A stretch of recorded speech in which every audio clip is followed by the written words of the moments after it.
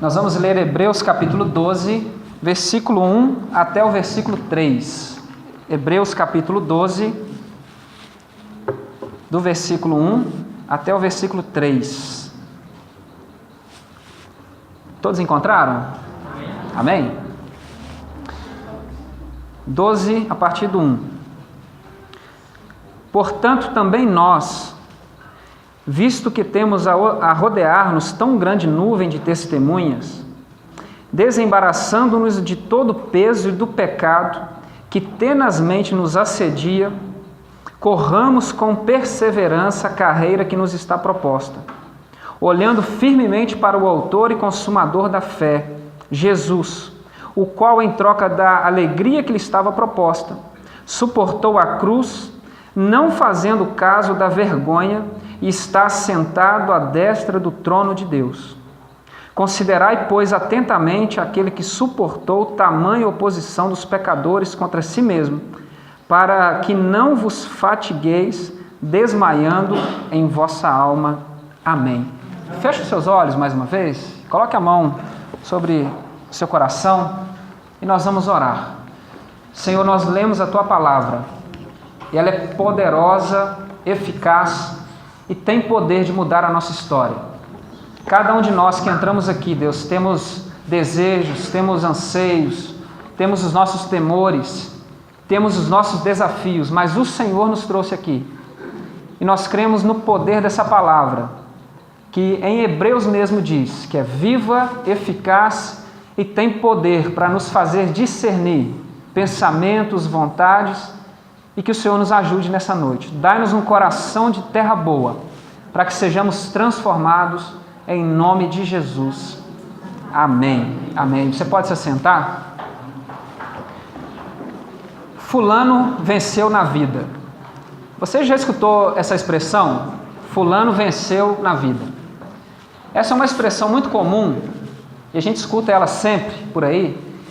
E geralmente essa expressão, conscientes ou não, ela traz para nós uma sensação e a realidade de que a vida parece que ela se apresenta para nós como uma jornada, como um desafio.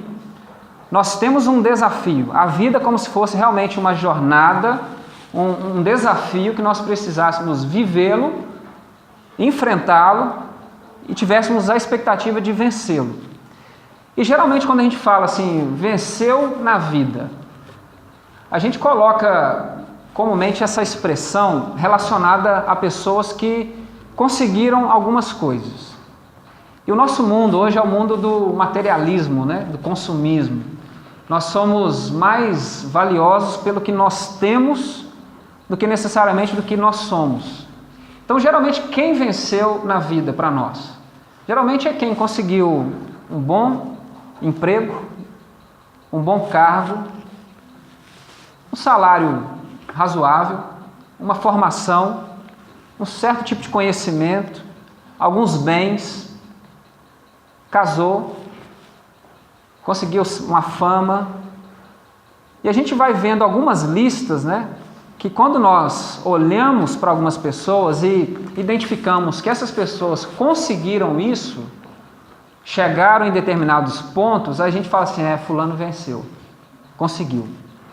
E a gente não está falando de morte, né? Ela chega no estágio da vida que a gente fala assim, fulano conseguiu. E geralmente nós associamos a vitória na vida com esses recursos. Fato é que nós aprendemos desde cedo que se a gente quiser vencer na vida, o que a gente tem que fazer? A gente tem que estudar muito, tem que trabalhar muito, tem que se esforçar muito. E pode ser que a gente ainda consiga alguma coisa. Pode ser. Eu lembro muito bem que a minha mãe sempre, ela dizia assim, se você não for para a escola estudar, daqui uns anos você vai estar puxando carroça de burro. E eu tinha um medo daquilo. Eu ia para a escola, eu estudava igual um louco, porque na minha mente assim, eu vou puxar carroça de burro. E eu ficava com aquele... Porque no imaginário dela é o quê? Você vai estudar e você vai se dar bem, né? Eu estudei, né? E deixa quieto. E assim, fica aquela imagem, né? Então, desde cedo, a gente é incentivado a vencer. E nós corremos atrás de recursos que aos nossos olhos vão garantir para nós a vitória. Eu já disse aqui que uma das grandes ilusões que nós temos é: se eu conseguir um emprego efetivo, os problemas da minha vida se resolveram. Dependendo do cargo público que você conseguir, boa parte dos seus problemas acabaram. Isso é fato. Mas a grande complexidade da vida, nenhum cargo público, nenhuma conta bancária, nada disso dá conta. E é exatamente sobre isso que essa carta aos Hebreus vai dizer, que existe um único, um exclusivo recurso que nós precisamos adquiri-lo, desenvolvê-lo, caso realmente queiramos vencer na vida. E esse recurso que Hebreus vai trazer para nós é a fé. É a fé. Hebreus vai dizer para nós que é somente pela fé que sim, nós conseguimos vencer na vida, ou vencer a vida. Conseguiremos caminhar bem diante da vida, pela fé. Não interessa o que a gente tenha ou o que a gente não tenha. Se nos faltar fé, nos faltou tudo. É o que Hebreus vai dizer para nós. E por que Hebreus diz isso? Por trás dessa carta aos Hebreus, existe uma comunidade, existe um grupo de cristãos que estão enfraquecidos, desanimados, que estão precisando de ânimo. Um momento duro de perseguição, alguns perderam os seus bens, alguns pagaram com a vida, alguns estão realmente enfraquecidos na fé. Diversos problemas abafaram a fé dessa comunidade. Diversas situações. E não é muito diferente da nossa, né? A gente lida o tempo todo com problemas, com dificuldades, com angústias, né? E isso tende, às vezes, a pressionar a nossa fé, e a fé, ela parece que vai, às vezes, murchando, né? Como se fosse uma flor, e a gente fosse jogando terra, né?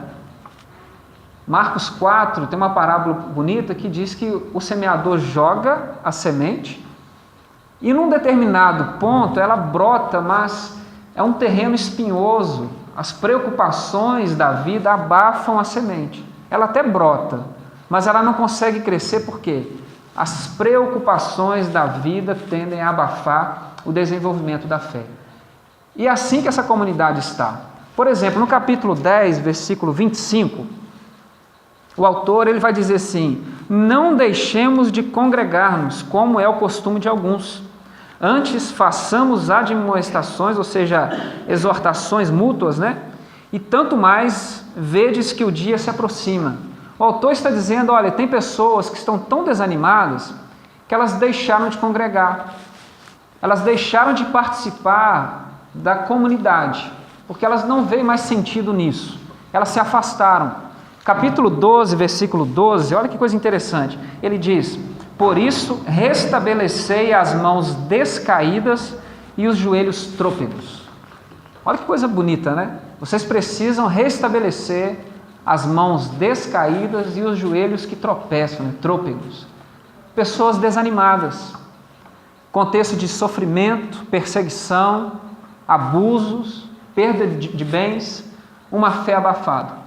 Aí o autor tem o desafio de escrever para essa igreja, para essa comunidade, no intuito de animá-los na fé.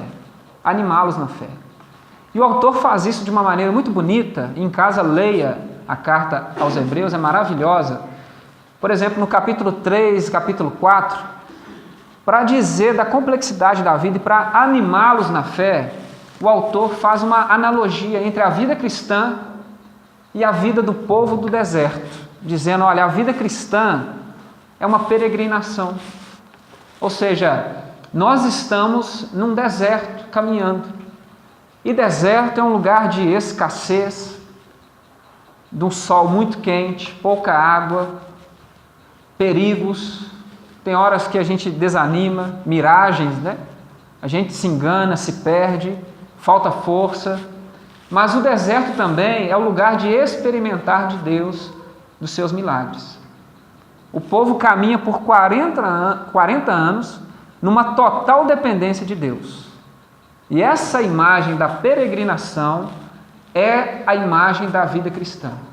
Eu tenho dito isso sempre, se você quer entender o que é a caminhada cristã, o que é a ação salvífica de Deus, entenda o livro do Êxodo.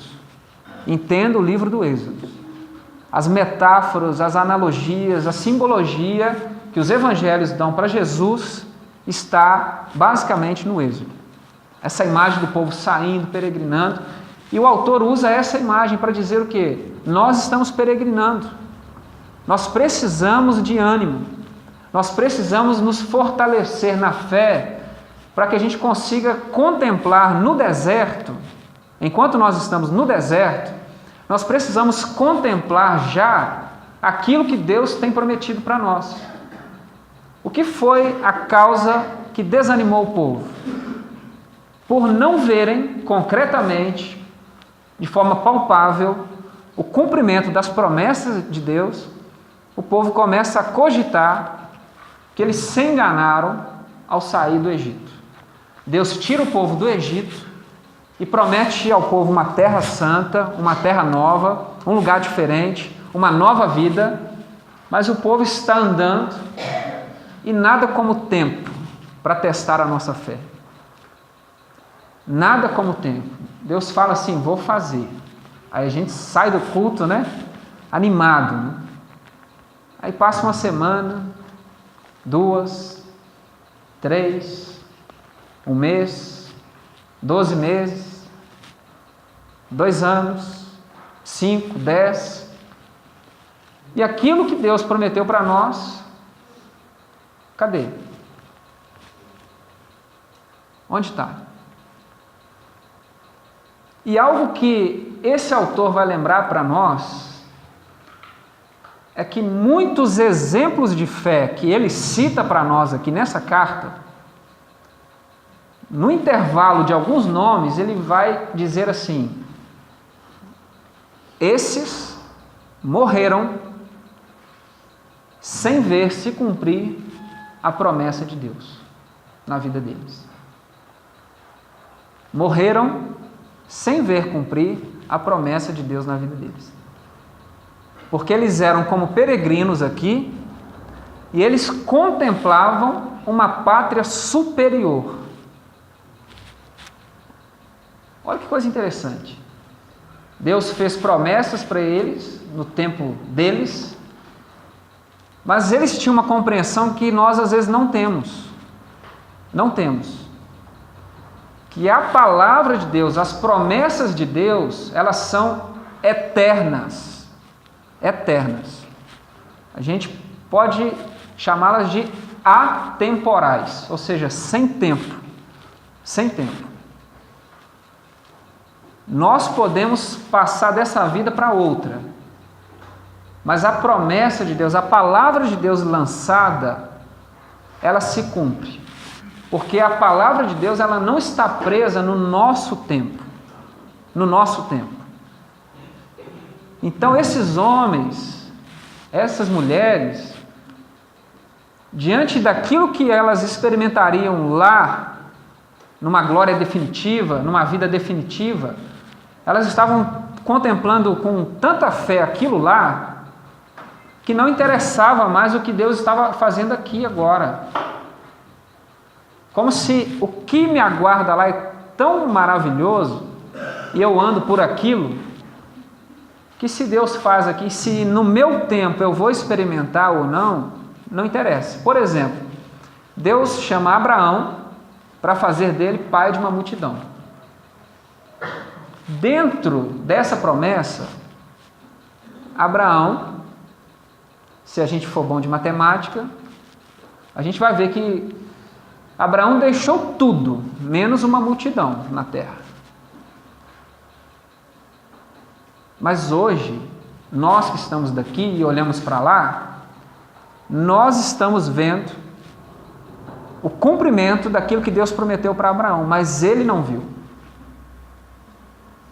Mas ele sabe que as promessas que Deus tem para ele se cumprem, independente se ele está para participar dela ou não. Olha que dimensão. Que dimensão. E quando no caminho, na nossa caminhada cristã, nós perdemos de vista essas promessas que Deus tem para nós, nós perdemos aquilo que Deus é de fato, nós perdemos dos nossos olhos a força daquilo que Deus pode estar fazendo, nós enfraquecemos. Porque nós passamos a andar por aquilo que os nossos olhos físicos conseguem enxergar.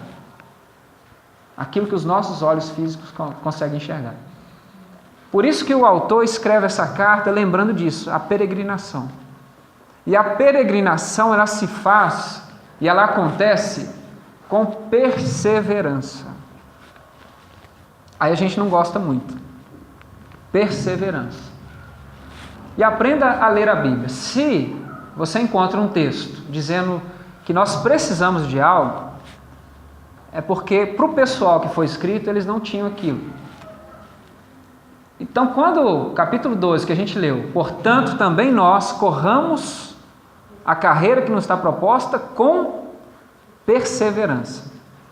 O autor está dizendo, olha, se a gente quiser chegar lá, a gente vai ter que dar duro. Não é fácil. Gente, o que na vida que é bom é fácil. Fala sério.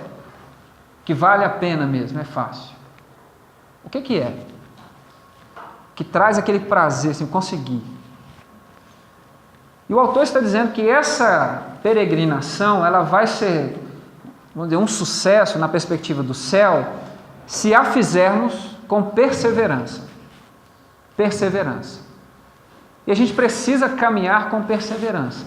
E é interessante que no capítulo 12, que a gente leu, o autor ele diz o seguinte, portanto também nós, corramos com perseverança a carreira que nos está proposta. Carreira.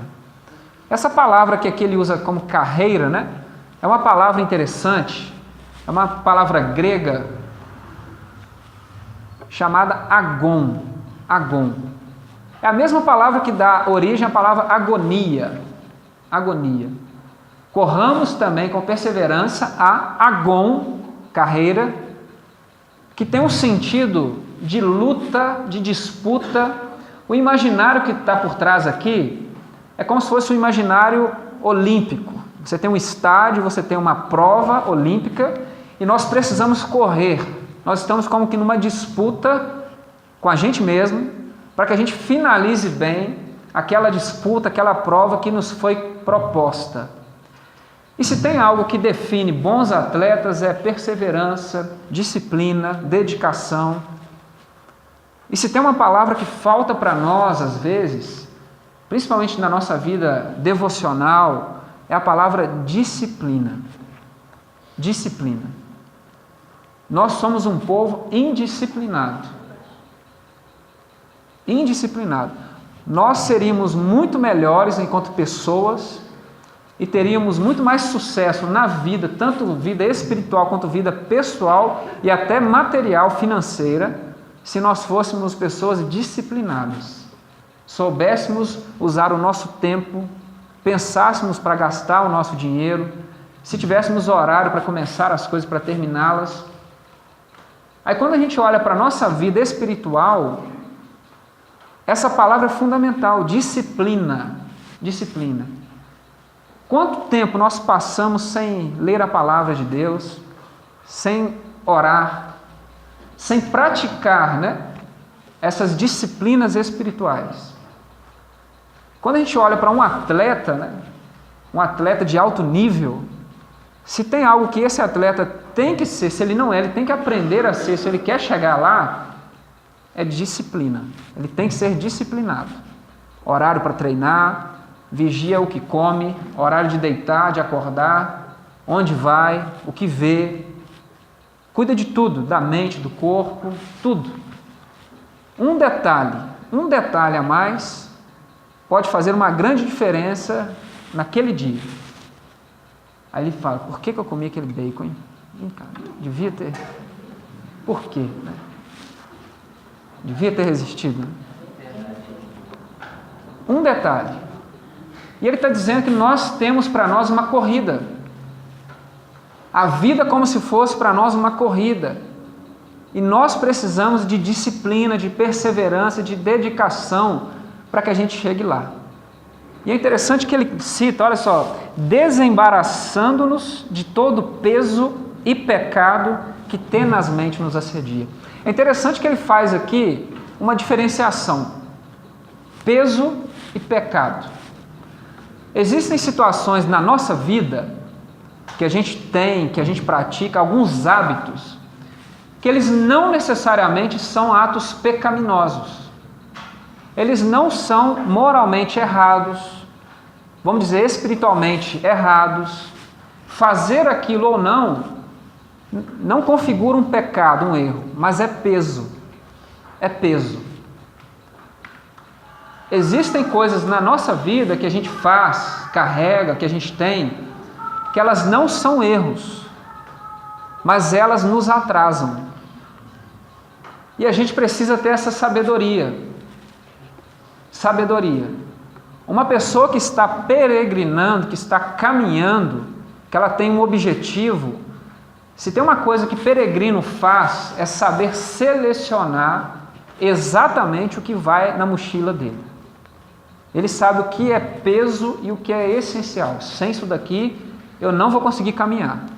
Agora, se eu levar isso daqui, não é errado, mas vai ser peso para mim. Isso vai me custar caro lá na frente. E falta para nós, às vezes, o discernimento para saber o quê? Olha, eu gosto, é bom, não tem nada de errado, mas isso está me atrasando. Então eu deixo isso de lado para que eu consiga avançar. Você consegue identificar os pesos da sua vida? Aquilo que te atrasa? Você consegue ver práticas, hábitos? Quanta coisa que a gente carrega, né? Pode ser um sentimento, uma mania, que nós carregamos. Isso atrasa a nossa jornada, a nossa caminhada. Por outro lado, ele faz a diferenciação. E pecado. Porque tem práticas, tem hábitos nossos que se configuram por si só pecado. E isso também nos atrasa. E ele diz, desembaraçando-nos de peso e pecado, que diariamente nos assedia. Nós precisamos disso, desse discernimento. Diante disso tudo, o que o autor faz? Ele começa a trazer para essa comunidade, começa a apresentar para eles legados de fé, para que a peregrinação deles seja bem sucedida, para que a nossa peregrinação aconteça de uma forma bem sucedida. Então o autor, diante disso, ele começa a lembrar a comunidade de diversas histórias, de diversas pessoas que conseguiram vencer. Porque é exatamente como que ele inicia o capítulo 12. Portanto, também nós, olhando para essa nuvem de testemunhas que nos cerca, olha que coisa interessante, né? Porque do capítulo 10 em diante, o autor vai colocando algumas histórias, algumas experiências, ele cita diversas experiências, e quando ele entra no capítulo 12, ele diz assim, portanto, também nós vamos correr a nossa corrida. E o que o autor está dizendo aqui, e a intenção dessa série, é que olhar para pessoas que deixaram para nós legados de fé, anima a nossa fé. Anima a nossa fé. Então, uma das formas para que a gente possa correr bem, além de desembaraçar de peso e pecado, de ter perseverança, e é o que eu quero destacar aqui, é olhando essa nuvem de testemunhas que nos cerca. Olha que coisa bonita. Termos diante dos nossos olhos exemplos concretos de homens e mulheres que correram a corrida deles e venceram. E é isso que ele faz. Então, se você voltar um pouquinho no capítulo 10, olha que coisa interessante. Capítulo 10, versículo 32 até o versículo 39, o autor começa a colocar alguns legados de fé. E o interessante é que o primeiro legado de fé que esse autor coloca para a comunidade desanimada, e olha que coisa interessante, Antes de falar dos grandes nomes, né, das grandes histórias, dos grandes personagens, o que o autor faz? Ele chama a comunidade para quê? Para olhar para a sua própria história. Olhar para a sua própria história. Olha o que o autor faz. Capítulo 10, versículo 32. Lembrai-vos, porém, dos dias anteriores, em que depois de iluminados, sustentastes grande luta e sofrimentos, ora expostos como em espetáculo, tanto de opróbrio quanto de tribulações, ora tornando-vos coparticipantes com aqueles que desse modo foram tratados. Porque não somente vos compadecestes dos encarcerados, como também aceitastes com alegria o espólio dos vossos bens, tendo ciência de possuirdes vós mesmos patrimônio superior e durável. Não abandoneis, portanto, a vossa confiança. Ela tem grande galardão. Com efeito, tendes necessidade de perseverança, para que, havendo feito a vontade de Deus, alcanceis a promessa. Porque ainda dentro de pouco tempo, aquele que vem virá e não tardará. Todavia, o meu justo viverá pela fé. E se retroceder, nele não se compraz a minha alma. E olha que coisa maravilhosa o 39, gente. Nós, porém, não somos dos que retrocedem para a perdição. Somos, entretanto, da fé para a conservação da alma. O que o autor está falando? Nós não somos dos que retrocedem. Deus não nos chamou, não nos iluminou, não nos despertou para que possamos retroceder. E qual é o primeiro exercício que esse autor convida a comunidade? Olhe para a sua própria história. Ele está dizendo, lembra dos dias anteriores. O que essa comunidade fez, gente? Essa comunidade foi perseguida, alguns foram jogados para espetáculo público, assassinados publicamente, outros se associaram aos encarcerados, prestaram ajuda mútua, alguns perderam os seus bens por causa do Evangelho. Essa comunidade suportou tudo isso. Eles estavam num nível de fé capaz de levá-los às arenas, às prisões, a perdas, a morte, escárnio, tudo isso. Mas agora eles estão desanimados. Então o que o autor faz? Olhe para a sua própria história. É o exercício que eu te convido agora. Olhe para a sua história. O que Deus já fez por você? Quantos livramentos? Quantas bênçãos? E só de você estar aqui hoje, vivo, é sinal da graça de Deus sobre a sua vida. É sinal da proteção de Deus sobre a sua vida. Se você acha que você está aqui hoje porque você se cuida, você está muito enganado. Você está aqui porque Deus permitiu, sustentou, te protegeu, e você está aqui hoje por graça de Deus. Graça de Deus. E se você olhar para a sua vida, você vai ver diversas situações em que você pensou que era impossível e o problema já ficou no passado. Ou o problema está aí até hoje, mas não te matou ainda. Você achou que não ia dar conta, mas ele está aí e você também. Você está aí. Está doendo, mas você está indo. Ah, pastor, tem uns 5 anos, mas você achou que não ia dar conta de uma semana. 5 anos já. Vem de onde a força? Então o que o autor faz é, olhe para a sua própria história. Como se ele dissesse, igreja, olhe para a sua própria história. Vocês são um legado de fé. E eu penso para nós aqui, essa igreja tem um legado de fé. Nós temos 47 anos de experiências de fé. E a gente acha que essa igreja está aberta por quê? Ah, porque o fulano veio, porque o dízimo do Beltrano, porque... Não, porque Deus quer. Deus usou? Usou. Mas essa igreja está aberta, de pé, porque Deus quis que ela estivesse. E ela vai ficar aberta até quando Deus quiser. Até quando?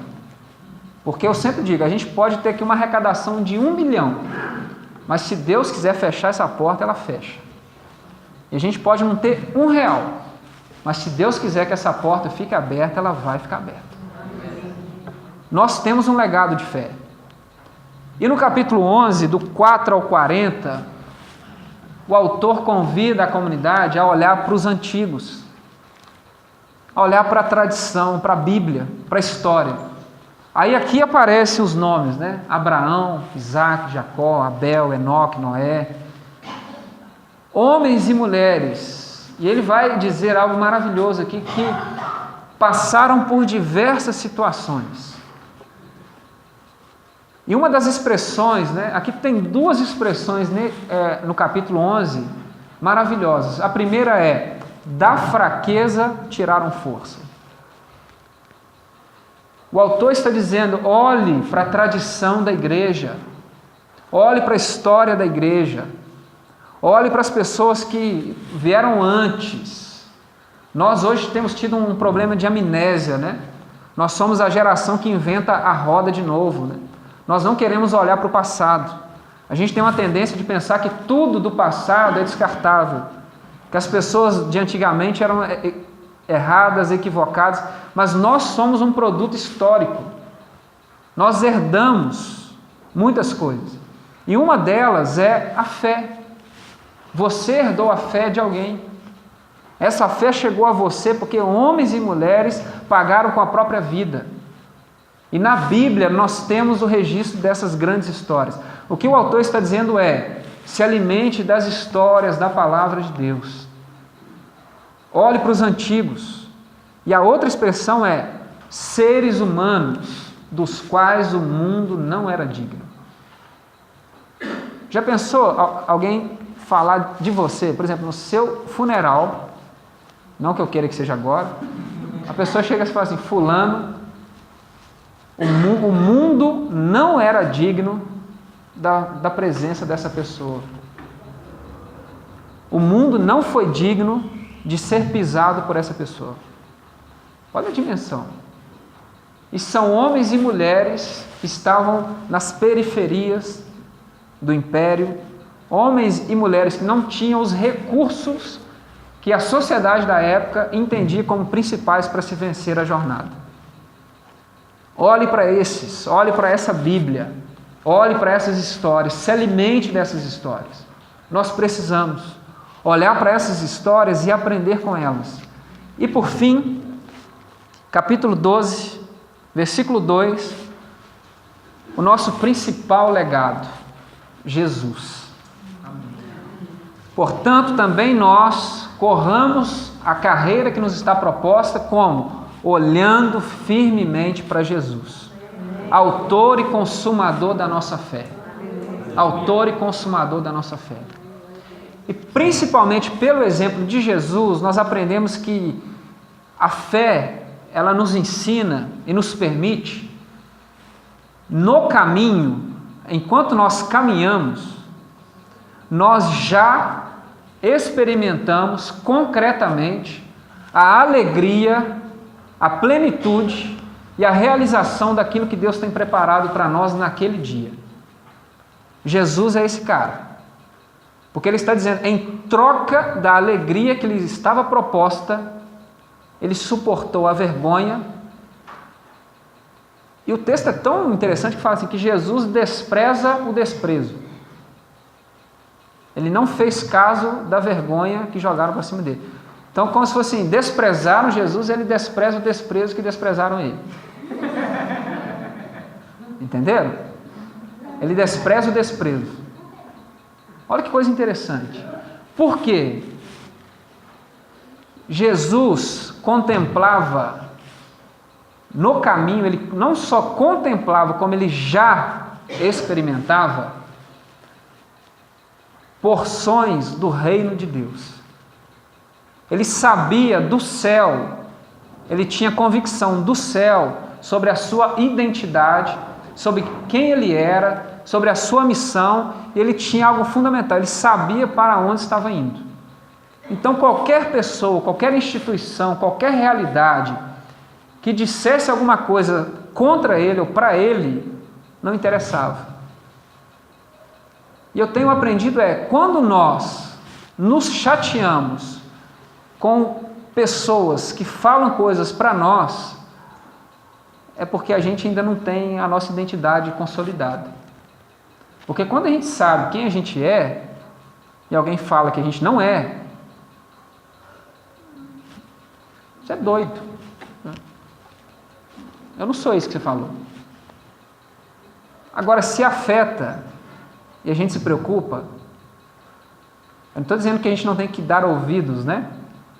Não tem que dar atenção às pessoas. Mas a gente às vezes perde muito tempo tentando provar para as pessoas quem que nós somos. E se tem uma coisa que Jesus não está preocupado é que o que as pessoas pensam de mim? Ele faz essa pergunta nos evangelhos, o que as pessoas dizem a respeito de mim? Não é porque ele estava com crise de identidade. É para saber, vocês aqui, os 12, né? Vocês têm clareza de quem eu sou? Aí ele começa a ouvir, uns estão falando que você é isso, outros estão... E vocês? O que vocês pensam de mim? Jesus sabe quem é. E em troca, olha só, olhando, né? O interesse de Jesus está colocado sobre outra coisa. O que o afeta, na verdade, não o afeta. O que vem para si não o afeta. Por quê? Ele tem objetivo. Jesus nos ensina isso. Isso para nós é fundamental. Jesus sabe para onde que ele está indo. E esse é o nosso grande legado de fé, Jesus Cristo. E Hebreus ainda lembra, autor e consumador da fé. Nós aprendemos isso. Por isso a fé tem que ser a nossa característica maior. Nós devemos viver essa vida e lutar nessa vida, enfrentar essa vida pela fé. Dinheiro ajuda, um diploma pode ajudar, um bom emprego sim, família, uma casa boa, mas a Netflix também, né, de vez em quando, mas isso não resolve. Isso não resolve. Sabe por quê? Você vai precisar de coisas que o dinheiro não compra. Chega um momento da vida que você tem dinheiro para comprar, mas não está vendo aquilo que você precisa. Vai chegar um dia que você vai precisar de uma força que o seu corpo não oferece. Você vai precisar fazer coisas simples e o seu corpo não vai mais responder. Tem momentos da vida que nós precisamos de respostas. Nós entramos às vezes em crises, né? E a gente busca respostas. E a ciência, a sabedoria humana não responde todas as questões. E você vai precisar de respostas que aqui, nesse plano, a gente não encontra. Nós vamos precisar entrar em portas, passar por portas que a sua influência não abre. Você precisava daquela vaga, daquele emprego, daquela oportunidade, mas você não conhece ninguém. E você vai precisar, só que você não tem influência. Você não tem influência. Olha que coisa interessante. Somente a fé, somente pela fé, nós vamos conseguir superar estas e quaisquer outras dificuldades que se coloquem no nosso caminho. Pela fé. Pela fé. Porque a fé nos permite agora tornar visível o que é invisível. Fé. É a gente ver aqui o que não tem. Somente pela fé. Pela fé nós temos as nossas respostas, pela fé nós adquirimos as nossas coisas, pela fé nós ganhamos as nossas oportunidades, pela fé nós realizamos até esforço físico que a gente nem tinha. E muitas outras coisas além dessas, pela fé. Tudo para que possamos cumprir o nosso propósito e correr bem a nossa carreira. Portanto, também nós, apoiados nesses legados de fé, que possamos correr a nossa carreira com perseverança, para que um dia possamos deixar para outros, né, um legado, mas um legado de fé, como os antigos, né, que a gente possa um dia deixar para outras pessoas um legado de fé. E naquele dia, aqui demora um pouco, né, que as pessoas digam assim, fulano era alguém de fé. Se tem alguém de fé, está aí, ó. E isso animará outras pessoas. Porque a fé, ela não vai para o seu túmulo.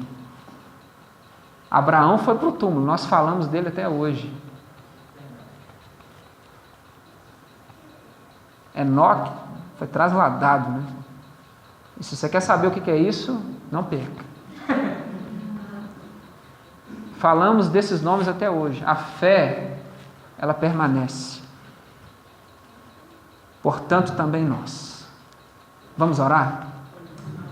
Queria te convidar a se colocar em pé.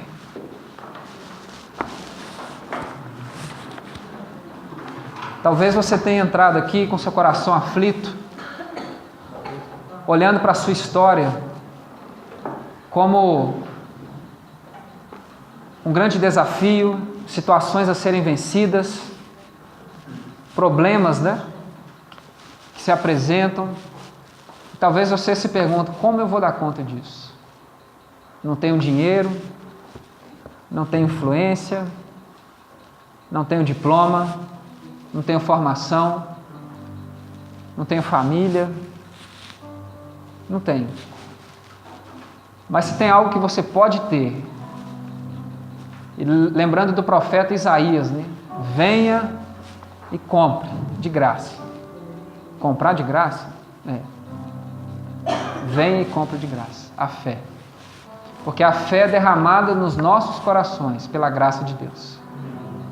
Olha que coisa interessante, até para crer a gente depende, Nem para crer a gente serve, Então dependa de Deus. Peça ao Senhor, Senhor, eu quero fé, quero sabedoria, porque eu tenho uma trajetória para cumprir. Eu tenho uma jornada. Eu tenho lá em casa muitos desafios, lá no meu trabalho. Meu futuro para mim é fonte de ansiedade. Mas pela fé, faremos grandes coisas. Pela fé, correremos bem a nossa corrida. Seus problemas em casa. Não adianta a experiência. Tem horas que a experiência não dá conta, E a fé está disponível para nós. Peço ao Senhor, Senhor, eu quero deixar um legado. Mas um legado de fé. Para minha família, para os meus amigos, para a minha igreja, para a minha cidade, para o meu mundo, para os meus. Talvez você pense, mas eu não sei viver por fé, nem eu, a gente aprende. A caminhada nos ensina. Peça ao Senhor, Senhor, eu quero isso para mim. Eu quero, Senhor, ter uma história. Eu quero ser lembrado como alguém que viveu e venceu pela fé. Fé. Peça ao Senhor, Senhor, eu quero. Ore ao Senhor. Fala, Senhor, eu quero. Feche seus olhos. E ore ao Senhor.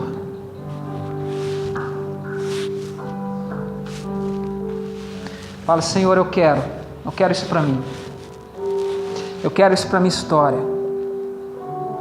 Eu quero deixar um legado. Me ensina, Senhor. Me ensina. Alimenta a minha fé.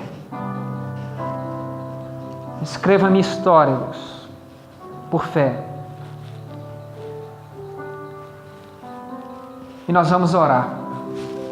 Pai, nós te bendizemos nessa noite, porque Tu és bom e a Tua misericórdia dura para sempre. Nós queremos, ó Deus, escrever a nossa história. Nós temos diversos desafios, ó Deus, que nos assolam. Nós temos diversos problemas que nos ameaçam, que tiram a nossa paz. Nós precisamos, ó Deus, de resposta e nós não encontramos. Nós precisamos de coisas e às vezes o dinheiro nos falta. Nós precisamos de oportunidade, mas nós não vemos ninguém que lute por nós. Situações, ó Deus, que nós não temos experiências para lidar. Mas hoje o Senhor tem disponível para nós a fé. Derrama sobre nós, ó Deus, fé. Derrama sobre nós, ó Deus, a Tua fé. A semente da fé nessa igreja, em todos nós, para que possamos andar não pelo que os nossos olhos veem, mas que possamos contemplar no nosso caminho as realidades invisíveis que o Senhor tem preparado para nós. Ajuda-nos, ó Deus. Nos dá sonhos, ó Pai. Ajude essa igreja a sonhar com uma igreja diferente, Deus. Ajude-nos, ó Deus, a sonhar com a nossa família, com uma família diferente, com relacionamentos diferentes, com um trabalho diferente, com uma vida nova, Deus, com uma mentalidade nova. Ajuda-nos, ó Deus, e derrama nessa igreja, ó Pai, fé. Tira-nos, ó Deus, da nossa incredulidade e nos ajude a caminhar por fé, porque o Senhor fará grandes coisas no nosso meio, pela fé, pela Tua graça derramada sobre nós. Que essa igreja cresça, Deus, e deixe um legado de fé. Que cada família aqui representada seja uma família que escreva um legado de fé. Nós pedimos a Deus, nós precisamos e nós já Te agradecemos, certos, ó Deus, de que muitas e grandes coisas o Senhor fará por nós, conforme a Tua vontade, conforme o Teu querer. Ajuda-nos, ó Deus, a sermos peregrinos e peregrinas do Senhor, homens e mulheres que andam, Deus, com o olhar fixado no Senhor, Autor e Consumador da nossa fé, em nome de Jesus. Em nome de Jesus. Amém. Amém.